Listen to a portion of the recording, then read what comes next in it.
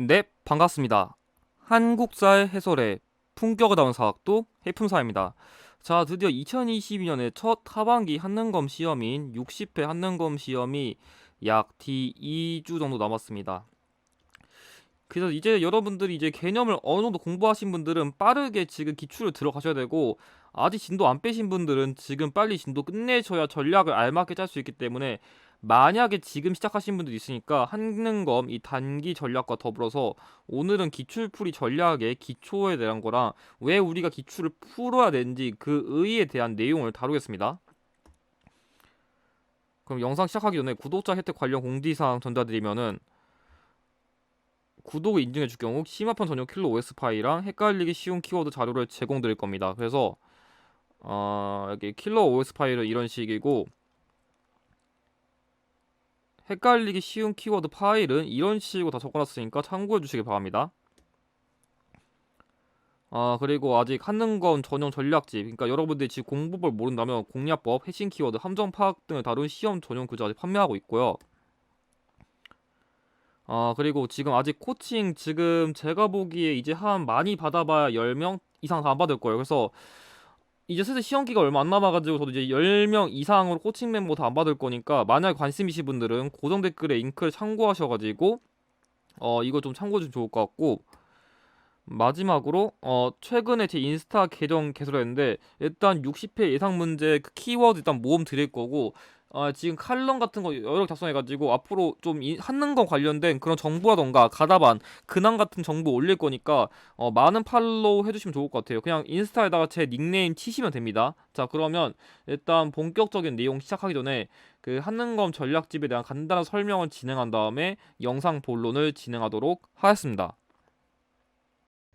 자, 제가 이 한능검 전략집에 대한 간단한 설명 위해 가지고 영상을 별도로 촬영했는데, 이 제가 제시하는 한능검 전략집은 아직 제가 이론 교재를 다 만들지 못해 가지고 제가 기존에 만들었던 자료를 다시 판매하는 건데, 이 한능검 전략집의 핵심은 이렇게 파악할 수 있을 것 같습니다. 여러분들이 한능검을 공략할 때 첫 번째, 헷갈리기 쉬운 키워드 아니면 그런 함정 같은 거를 먼저 공략할 필요가 있고, 두 번째로는 한능검이 좋아하는 키워드를 수록했어요. 그래서 이론 교재만으로 파악할 수 없는 한능검만의 지역적인 키워드, 강조하는 키워드 이런 걸 정리했고, 여기에 플러스로 한능검이 좋아하는 출제 원리까지 담았습니다. 그래서 그냥 우리가 일방적으로 개념 공부하는 게 아니라 이런 세 가지 틀을 바탕으로 공부해야, 출제가 이런 거 좋아하는구나, 이렇게 안 당하구나, 이런 걸 공부해야 내가 시험에서 딱 체감을 느끼겠구나, 그 전략 세 가지를 바탕으로 만든 게 이 한능검 전략집이에요. 그래서 이런 식으로 제가 수험생들이 좀 헷갈리기 쉬울 만한 것들을 이렇게 다룬 것도 있고, 뭐 뒤로 간다면 예를 들어서 이건 출제 원리예요. 그러니까 기본적인 시험 문제 출제 원리는 이런 식으로 나오는데, 그럼 그 단계별로 어떤 키워드가 이런 식으로 나오는지 그런 걸 보여드리고, 최근에 만약에 출제자가 조금 이런 식으로 조금 더 디테일하게 함정을 파거나 그런 게 있다면 제가 이런 식으로 계속 내용을 개정해가지고 좀 추가하는 게 있거든요. 그래서 이런 걸 보고서 앞으로 시험을 대비하기 위해서 이런 걸 고민해야겠구나. 그러니까 일방적인 이론 공부가 아니라, 하는 것만을 위한 공부는 이렇게 해야겠구나, 그 전략을 담은 자료라고 생각하시면 될 것 같아요. 그래서 이거 이외에도 이런 식으로 또 여러분들이 좀 싫어하는 유형 같은 경우에는 제가 암기법을 좀 수록한 게 있어요. 그래서 이런 자료 같은 경우에는 제 유튜브에 있는 정규 이론 강의나 키워드 특강 이런 거 보시면은 이 암기법을 바탕으로 좀 더 공부하시면은 효율적으로 공략할 수 있으니까, 진짜 이 파트 자신 없다 싶으면은 이런 거에 해당되는 공략법도 일부 다뤘으니까 참고하시면 좋을 것 같고, 제가 이런 식으로 지금 보시면 알겠지만 단계를 1단계, 여기 2단계, 3단계로 나눈 게 있는데, 제가 이런 식으로 단계를 나눈 이유는 첫 번째는 난이도예요. 그래서 1단계에 배치한 게 비교적 난이도가 낮은 게 있고, 반대로 빈출도 기준인데, 그러니까 좀 쉽게 말하면은 1단계가 비교적 쉽고 조금 더 공략하기 쉬운 거, 자주 나오는데 조금 더 쉬운 유형 위주고, 3단계의 경우에 빈출도가 낮은 유형이거나 빈출도가 높은 경우 불구하고 난이도가 압도적으로 높은 유형들을 조금 더 위주로 배치한 게 있어요. 그래서 여러분들이 그냥 일방적으로 공부하는 게 아니라 일단 쉬운 유형 빨리 먹고 어려운 유형 차근차근 공략할 수 있도록 일부러 구성을 이렇게 했으니까 그 점을 참고하셔가지고 이 자료를 활용하신다면 보다 더 한는 검에 알맞게 공부 방법을 잘 할 수 있을 것 같으니까 많은 관심 부탁드립니다.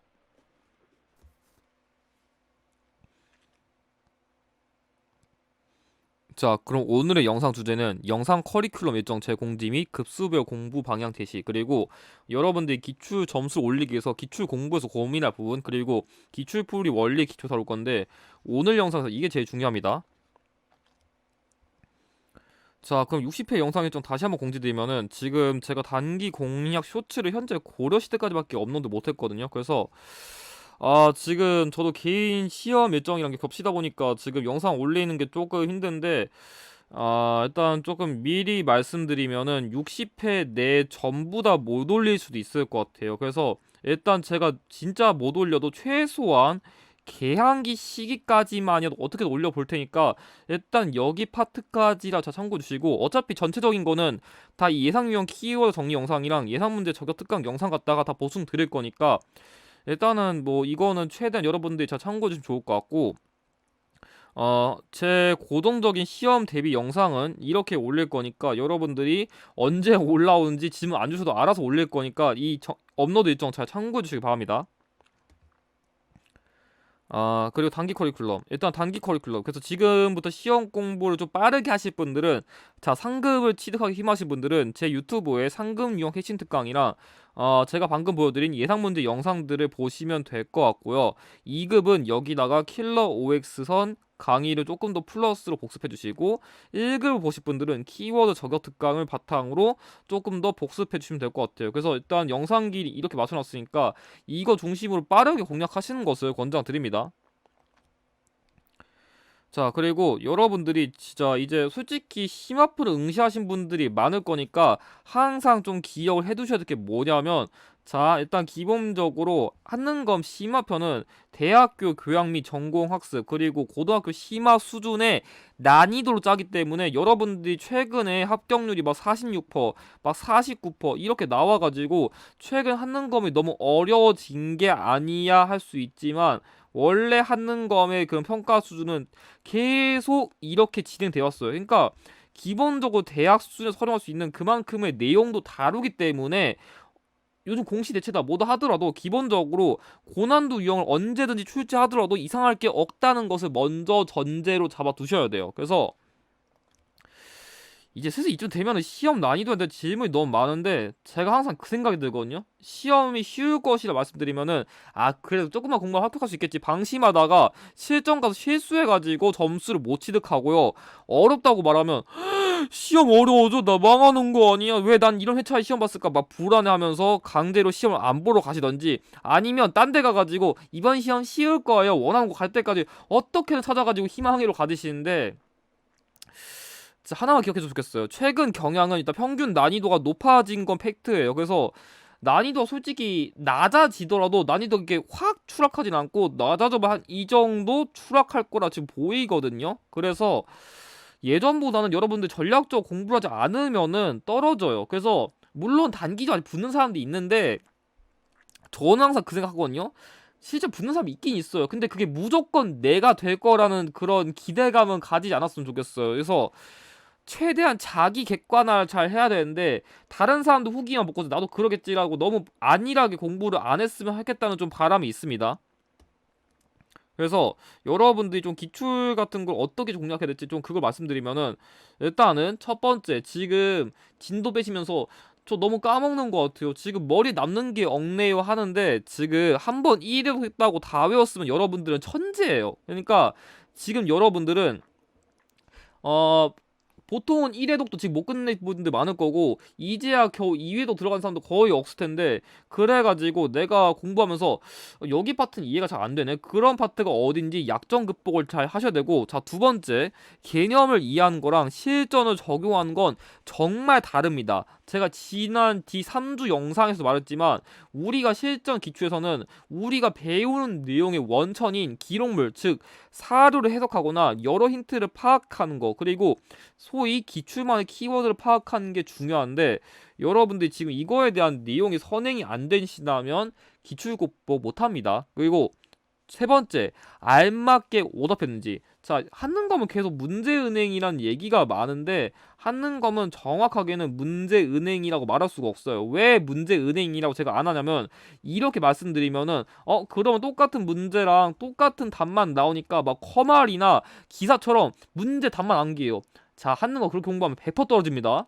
한능검 그렇게 문제 안 내요. 그래서 완전히 똑같은 문제랑 완전히 똑같은 답 위치까지 그렇게 내는 시험이 아니기 때문에, 최소한 여러분들이 문제에서 어떤 키워드가 활용되는지, 선지에서 어떤 내용이 있는지 그거를 하지 않으면은 기출 백날 풀어봐 점수 안 오릅니다. 그래서 이 문제 키워드 선지 분석을 꼼꼼하게 하시는 습관을 들이셔야 되고, 제일 중요한 거는 기출은 점수 점검용으로 풀이하시는 것이 아니에요.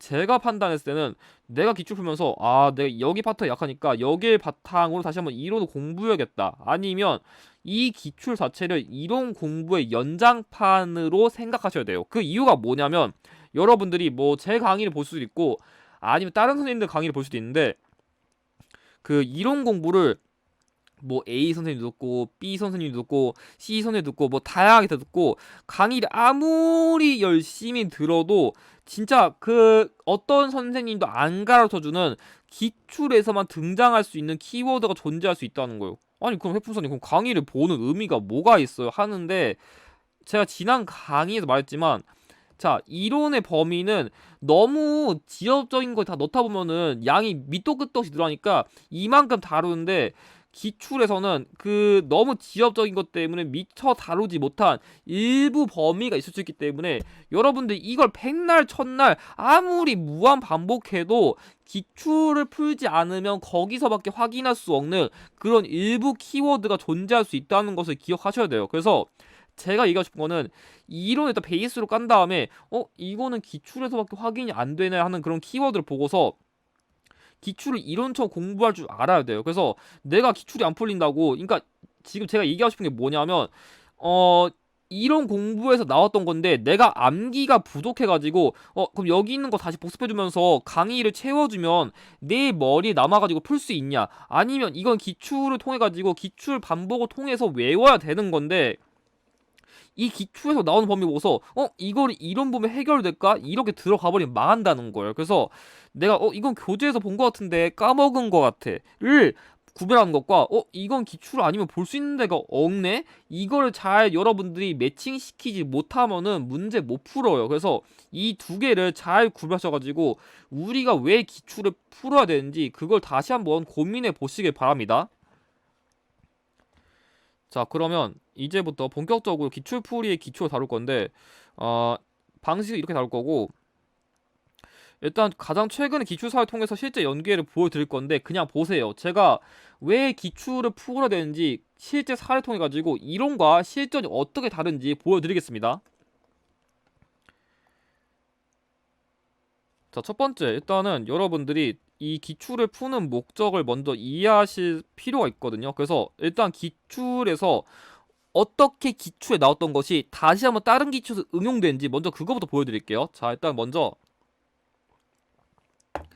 자, 여기 있는 문제를 보면은 이 문제가 실제 당시 나왔을 때 조금 어렵다고 얘기가 많이 나왔었거든요. 뭐냐면 여기 있는 이 노상군이라던가 아니면 성산문, 그리고 수양대군이라는 키워드가 있는데, 지금 조선시대사 나가신 분들은 여기 있는 키워드가 어떤 내용인지 아는데, 자, 여기 나와 있는 노상군이란 거는 단종이고, 이 성산문은 사육신의 대표 인물이고, 수양대군은 세조예요. 아니 해풍사님, 저 이거 알아요. 뭐 아시는 분들도 있을 수 있어요. 근데 아마 제가 보기에는 이론 강의만 공부했다면 이거 세 개를 보자마자 다 아시는 분 장담하는데 솔직히 절반도 될 수가 없어요. 왜?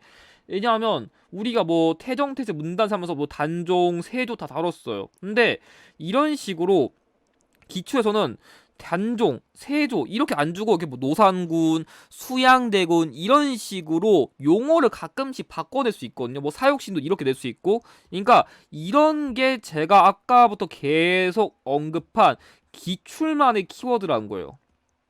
그러니까 예를 들어서 우리가 뭐 세종대왕 이렇게 공부했는데 막 세종대왕의 이름이 나와가지고 막 세종대왕이 아니라 막 두 글자짜리 이름 이렇게 나와버리면은 근데 세종대왕은 아는데 이건 누구지 할 수 있는 거거든요. 지금 이런 게 딱 그런 사례예요. 그래서 우리가 실제로 기출 풀면은 이거 들으면 이게 단종, 세조, 사육신인 거 아는데 기출에서는 이런 식으로 얘네들 방식으로 이렇게 비껴쳐서 내는 것들이 몇 개 있거든요. 그런 거를 여러분들 기출 보고서 실전 이런 식으로 응용이 되는구나.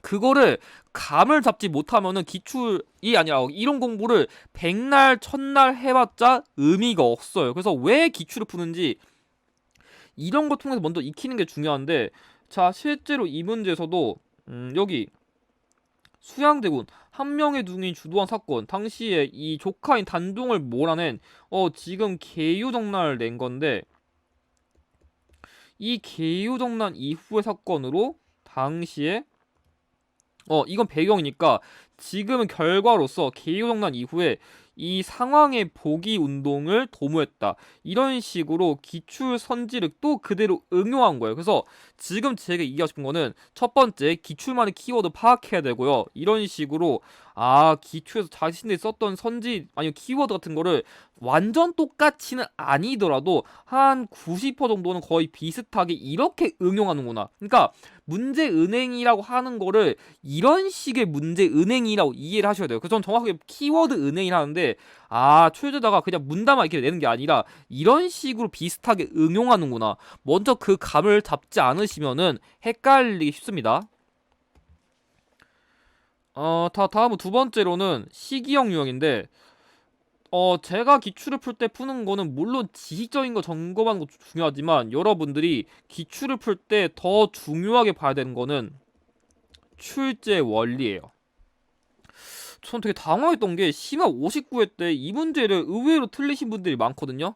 근데 이 문제 틀리신 분들은 그때 제가 왜 틀렸는지 물어보니까 고려 전기왕 순서를 내 거라고 생각하지 않아가지고 틀렸다는데, 이분들은 진짜 공부 방법을 잘못하신 분들입니다. 정말 죄송하지만 공부를 정말 잘못하신 분들이에요. 왜냐면 기출을 푸는 건 단순히 지식만 점검하는 게 아니라 그런 출제 원리도 점검할 줄 알아야 되는데, 자, 이 문제의 경우에는 가해사로는 여기 있는 왕규, 나는 여기 있는 뭐 경학박사, 의학박사, 12목, 그리고 다는 여기 쌍기랑 여기서 뭐 이 시부송과 뭐 시험을 해가지고 한다는 거. 그래서 여기 지금 나와 있는 게, 자 여기 있는 거는 이대 해종 시기의 왕규의 난을 말하는 거고, 자 요거는 지금 경학박사, 의학박사, 그리고 12목 지방제도 관련된 6대 성종을 다룬 거고, 자 쌍기의 건의를 받아가지고 과거제를 시행한 4대 광종을 내가지고 이 문제 답은 그래서 1, 3, 여기 하나 둘 셋 해가지고 정답이 2번인데, 제가 말하고 싶은 건 이런 거예요. 자 그러면 제가 왜 이 문제 틀리신 분들은 공부 방법을 잘못했냐 물어본 거냐면, 저 같은 경우는 솔직히 말하면 이론 공부만 풀고서는 고득점 못 받는다 생각해요. 그게 한능검이든 어떤 시험이든지 싹 다요. 출제자가 배운 걸 어떻게 응용하는지 모르는데 전 고득점을 받는다는 게 말이 안 된다 보는 파거든요. 그게 완벽하게 되려면 여러분들이 그 이론에 정말 완벽하게 빠삭해야 되거나 그런 거 아닌 이상은 솔직히 시험장 가자마자 이거 100% 그대로 다 응용하실 분들 별로 없어요. 근데 아무튼 제가 얘기하고 싶은 게 뭐냐면, 이 문제 이렇게 푸는 거긴 하지만 이 문제도 고려 전기왕 순서를 낸 거고 이 문제 낸 거예요. 그러니까 뭘 얘기하고 싶은 거냐면, 자 출제자가 이런 식으로 고려 전기왕 순서 문제 낼 수 있어라는 걸 이미 밑밥을 깔았으니까 이런 식으로 비슷한 유형을 응용한 거거든요. 실제로 여기 가품의 전시과를 처음으로 정했다. 자 경종이고요. 자 그리고 역분전, 역분전은 그 당시 태조 왕건이 그 공신, 그러니까 호족들에게 지급한 땅이고요. 자 그리고 여기 쌍기가 의견을 올려서 과거제 시행, 이거 거의 비슷한 거 이거죠. 이거 4대 광동이고, 자, 마지막으로 여기도 12목 그대로 응용했죠. 그러니까 지금 여기 두 개는 지금 딱 봐도 그냥 그대로 똑같은 걸 썼다는 게 보이고요. 지금 이 가나만 왕을 조금 바꿔가지고 살짝 변형한 거 외에는 차이가 없어요. 지금 다라는 여러분들 보시면 알겠지만 거의 비슷한 사를 썼고 그냥 여기 2대 있는 왕을 5대랑 1대로 바꿨다. 그 차이밖에 없거든요. 그니까 자, 이미 이전 기출에서도 이런 식으로 고르 전기왕 순서 낼 수 있다는 걸 이미 시사했고 똑같이 응용했고 심지어 사료 두 개는 그냥 예전 썼던 거 그냥 똑같이 응용했음에도 불구하고 이런 거 몰랐다. 기출을 제대로 안 푸신 거예요. 풀었다 하더라도 원리를 제대로 이해하지 못한 거예요. 그래서 단순히 기출 점수만 보려 보는 게 아니라 이런 점까지 좀 외워두셔야 왜 내가 기출을 푸는 건지 그 목적성을 제대로 잡을 수 있어요. 그래서 단순히 점수 안 나온다고 그런 걸로 지금 고민하신 게 아니라 지금은 이게 풀면서 배워가는구나. 그 생각을 풀어야 점수에 관계없이 기출을 푸는 알맞은 목적을 이해할 수 있는 겁니다. 좀 이런 식의 방식도 있어요. 지금은 제가 비슷한 방식만 보여줬는데 지금부터는 아예 유형이 조금 변화하는 방식들을 보여드리면은 여기서 지금은 여기만 얘기할게요. 자, 얘가 김윤우인데 몽골군의 침입에 맞서서 충주산성 방어할 때 얘네들의 신분 문서 불태웠다는데 이게 뭐냐면, 그러니까 일단 결론부터 얘기할게요. 이거 노비거든요. 노비인데 당시에 이 김윤우는 몽골의 2차 침입은 처인성, 5차 침입은 충주성에서 방어했었거든요. 그래서 당시 이 충주성 방어할 때 노비들에게 니네가 저기 몽골군 다 때려잡으면은 너희 해방이야 하니까 노비들이 예 하면서 그때 당시 이게 다 이게 사기가 올랐던 그걸 말하는 건데, 자 그래서 일단 여기 노비인 거 알고 있어요. 근데 재미있는 게 바로 직후의 차에 여기는 이 탄금대가 충주에 있는 거거든요. 그래서 충주에 있는 지역사를 낸 건데, 그래서 지금 문제를 보면은 김윤우와 함께 관노들이 몽골군에게 항저했다는데 지금 여기 있는 내용이 그대로 똑같이 응용됐어요. 그래서 생각보다 지역사 유형 틀리신 분들이 많은데 이것도 기출을 안 풀었기 때문이에요. 자, 방금 직전에 차에 나온 것도 이렇게 못 오시면은 기출을 푸는 의미가 없어요. 그래서 이런 거 틀리신 분들은 반성하셔야 돼요. 그래서 이게 한능검 문제 은행이라는 게 이런 식으로 키워드를 변형해서 낼 수 있거든요. 그래서 같은 키워드 두고도 이게 다양한 방식으로 낼 수 있는데 그런 점을 여러분들이 꼼꼼하게 보시면서 내가 점수가 안 나오더 채우던지 아니면 나 그냥 점수 안 나왔으니까 망했구나 이러면 백날 보거나 그렇게 하시면은 점수 안 올라요. 그래서 어떻게 우리가 앞으로 기출을 풀 때 이렇게 응용되는 거를 점검할 수 있을지 그 감을 좀 이런 식으로 잡으실 필요가 있어요. 한 문제 더 보여드리면은 이 문제는 좀 어려워가지고 여러분들이 좀 모를 수 있는데 사실 이 문제도 이 최재형 선생님이라는 그런 인물의 활동을 낸 건데 이 인물의 활동 위치가 여기 여기 연해주 지역에서 활동했던 거 보고서 뭐 권업회하던가 권업신문 발간 이렇게 찍을 수도 있거든요. 근데 이 문제 목적이 뭐냐면 이 문제는 분명 최재형 선생님의 업적을 물어본 건데 그냥 연해주 지역의 역사? 이렇게 보시면은 만약에 그럼 이런 식으로 이 인물을 그대로 직접 출제해 버리면은 역시 이것도 이 하얼빈 의거와 최재형 이거를 그대로 똑같이 응용한 게 여러분들도 지금 보이셔야 돼요. 아 이런 식으로 계속 응용하는구나. 전 지금 기출이 개초 어떻게 응용되는지 지금 그걸 보여드리고 있거든요. 근데 이거를 그냥 단순하게 답 맞추고 땡 선지 분석하고 땡 그냥 선지도 분석 안 하고 땡 이래버리면은 기출 푸나 많아요. 그래서 여러분들이 문제 키워드라던가 이런 선지 분석을 왜 꼭 반드시 해야 되는지 지금 제가 쭉 보여드린 이런 감을 보고서 아 한능검이 이런 식으로 계속 기출을 자기들 썼던 것들을 응용하는구나 그 감을 이런 방법을 통해 가지고 좀 이해하시길 바랍니다. 이걸 이해해야 왜 기출을 푸는지 여러분들도 그 감을 이해할 수 있어요. 자 이제부터 조금 전략적인 걸 말씀드리겠습니다. 자 키워드 종합학 이거는 실전 가고 나면 여러분들이 그 개념을 몰라서가 아니라 소위 여러분들이 실수해가지고 점수가 안 나오는 요인들을 잡아드리기 위한 겁니다. 첫 번째 자 조선시대의 지방교육기관이라는 말이 있어요. 근데 왜 맨날 그런지 모르겠는데 이 대성전이랑 명륜당만 나오면 무조건 성균관 찍는 분들이 있는데 대성정과 명륜당은 향교에도 있어요. 그러니까 대성정, 명륜당을 보면 둘 중 하나로 골라야 되는데, 자, 이 문제에서는 지방교육기관이란 말이 있으니까 성균관이 아니라 향교예요. 성균관은 서울에 있습니다. 해풍사님 지금 뭐 수원시 그쪽에 그 성균관대 이과대학교 그거 아니에요. 지금 이거는 조선시대 기준이에요. 지금 말고 조선시대 기준 봐야 됩니다. 아무튼 향교 다른 건데, 지금 제가 얘기하고 싶은 게 뭐냐면, 이런 식으로 키워드를 한 개만 파악하면은 가끔씩 이렇게 겹치는 게 나와버리면은 여러분들이 오답을 골라요. 그래서 이럴 경우에는 최소한 힌트를 2개 내지는 3개까지 주거든요. 그래서 그런 걸 여러분들이 주목하셨냐 안 하셨냐에 따라서 점수가 팍 달라질 수 있기 때문에 그런 거 잘 유의하셔야 돼요. 그래서 이 문제 정답 4번인데, 만약에 단편적 파악했다 이거 100% 3번 골랐을 거예요. 그래서 이런 거 습관을 잘 들이셔야 돼요. 그래서 무조건 문제도 처음부터 끝까지 읽고 선지도 처음부터 끝까지 읽어야 되는데, 왜 그러냐면 이 문제가 그런 스타일이에요. 자, 여러분들이 이 문제에 낚였다면은 여기서 걸려들 확률이 높은데, 정조 탕평책,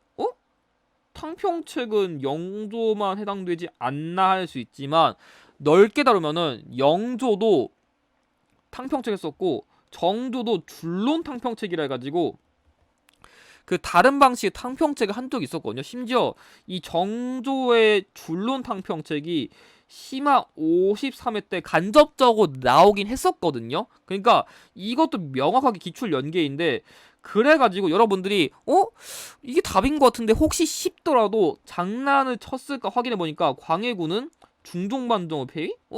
아니지, 광해군은 인조반정으로 페이죠. 그래서 제가 얘기하고 싶은 게 뭐냐면, 문제도 끝까지 읽고 선지도 혹시 모르니까 끝까지 읽으세요. 그러니까 읽어보다 보면은 생각보다 출제자가 생각지도 못한 부분 3점을 파낼 수 있기 때문에 이거는 습관의 문제예요. 습관. 그러니까 최소한 여러분들이 문제랑 선지를 끝까지 읽고 나왔냐 안 읽고 나왔냐 이 차이로도 점수가 팍팍 달라질 수 있기 때문에 그런 점 잘 주의하셔야 됩니다.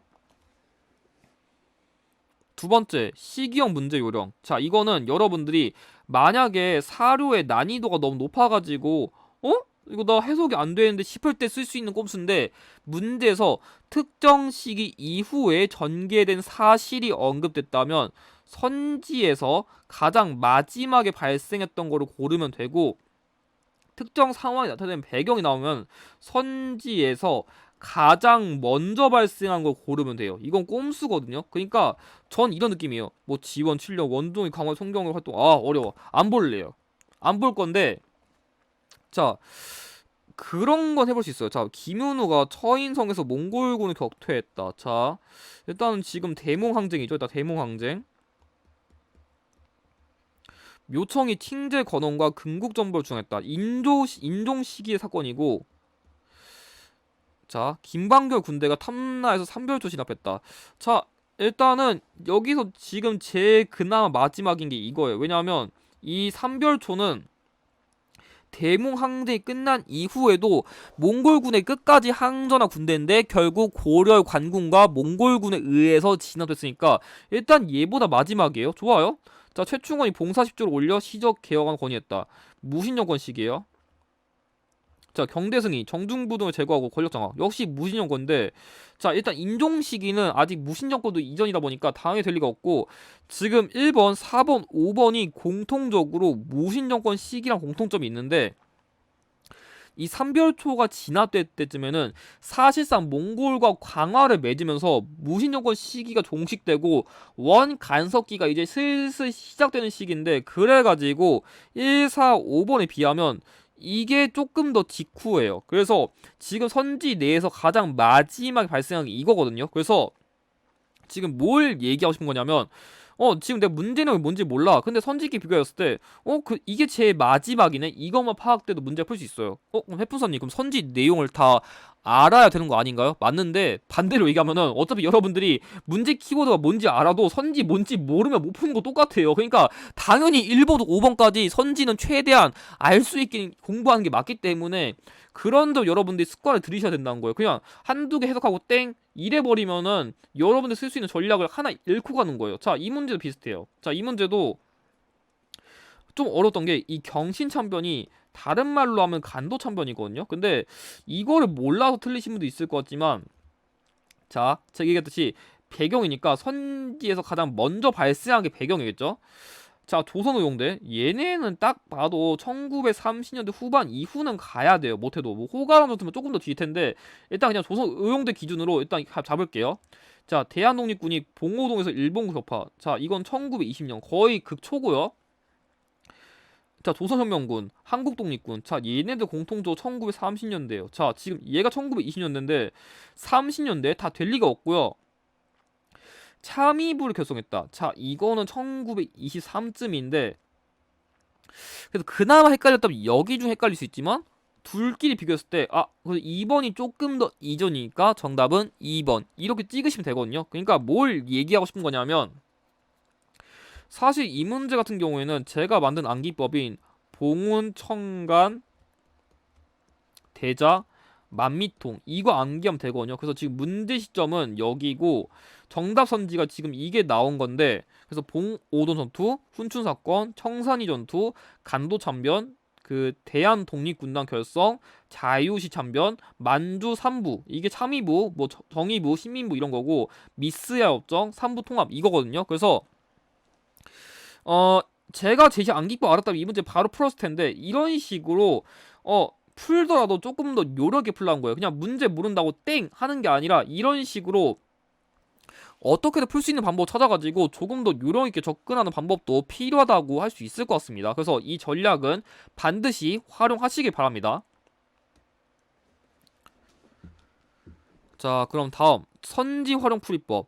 제가 지금까지 계속 선지를 이렇게 강조했었는데, 그럼 어떤 식으로 또 풀이할 수 있는지 보여드릴게요.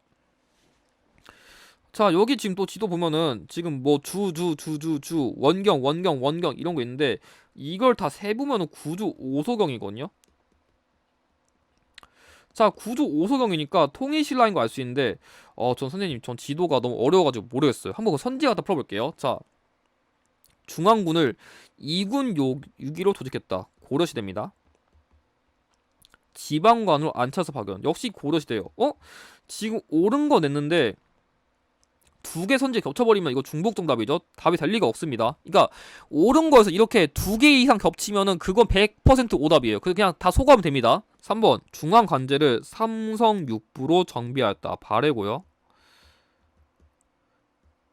자, 4번 관리 감찰을 위해 사정부 넣었다.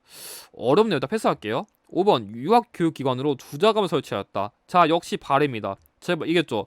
두 개 이상 겹치면은 중복 정답 되니까 다 오답 걸으면, 사실 이 사정부가 그 중앙행정기구의 14부 중 하나거든요. 그러니까 제가 몰라서 어렵네한 게 아니라 그냥 수험자 눈으로 봤을 때 어렵다 할 수 있던 건데, 그러니까 뭘 얘기하신 거냐면, 사실 이 사정부야 선지도 이 심화 47의 기준으로 새로운 선지예요. 그러니까 지금까지 소위 기출에서 단 한 번도 언급되지 않았던 거기 때문에 사실상 소거법을 풀었어야 되는 문제긴 하지만, 그거를 이런 식으로 그냥 자연스럽게 소거법을 활용해가지고 푸는 분이 있고, 맞나 아닌가 괜히 이게 찔려가지고 고민하는 분 있거든요.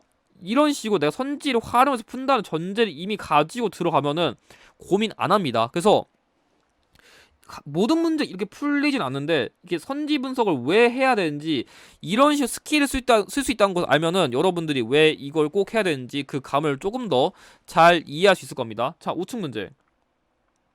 우측 문제의 경우에는 사실 이 문제는 여기 민간 소설이란 걸 보고서 이게 조선시대 후기란 걸 알아야 되는데,